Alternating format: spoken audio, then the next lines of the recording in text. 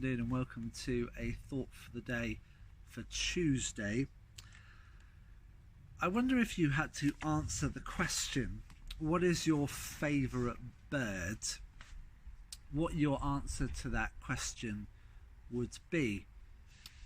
For me, I think it would be something kind of majestic like an eagle. Certainly not a seagull. So what would your favourite kind of bird be?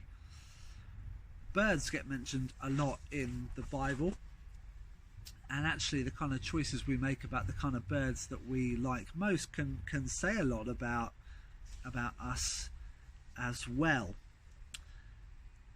The thought that I have for today, or that I read for today, is actually entitled Small and Screachy. I wonder if you were looking for a bird that you really liked the look of, whether small and screechy would be high on your list of criteria for a bird. It said if you had to pick one bird out of the 9,000 species of bird in the world to talk about, which one would you pick? A peacock, a kingfisher, something fancy? Jesus chose the drabbest, dullest, commonest, brashest, most irritating, badly behaved, small and screechy bird. One that doesn't even have its own song.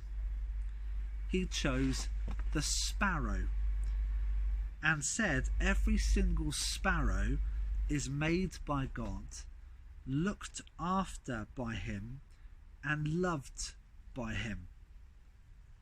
God, who made the endless galaxies and planets and stars in the vast heavens, says the tiny sparrow doesn't come to the end of its life without him noticing. If God cares for the tiniest sparrow, how much more must he care for you, his child? And the verse is from the New Living Translation, Matthew 10 verse 29. Not a single sparrow can fall to the ground without your Father knowing it. I think often we think that somehow theologically we have to be impressive. We have to have the big plumes and feathers and bright colours, that somehow we have to impress God with our faith, with our spirituality. And yet time and time again we see in the Bible that God chooses the unlikely people. You think about King David, and we're going to be doing a series on King David from September on Sunday mornings. You think about King David, he wasn't even thought of to bring before the prophet to see whether God had chosen him to be king.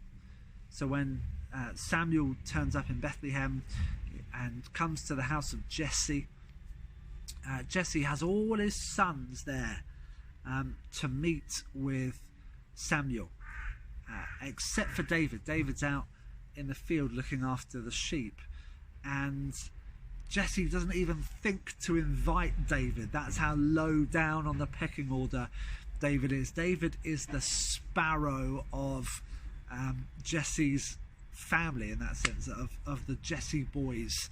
David is the sparrow. And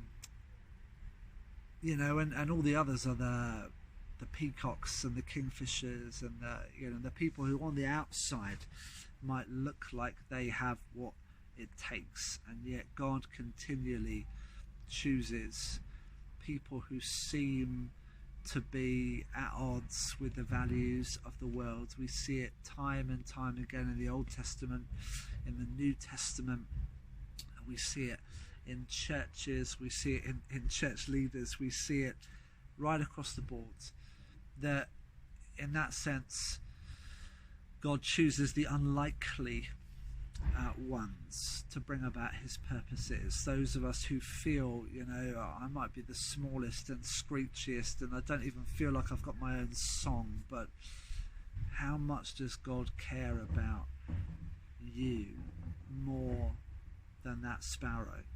That you are his beloved child, his beloved son, his beloved daughter, that you are a prince or a princess in the kingdom of heaven, because you are sons and daughters of the King. You are a sibling and a co-heir to all that God has in Jesus, with Jesus. That's who you are. That's who the Bible says you are. You may feel like a sparrow, but actually you are a prince or a princess.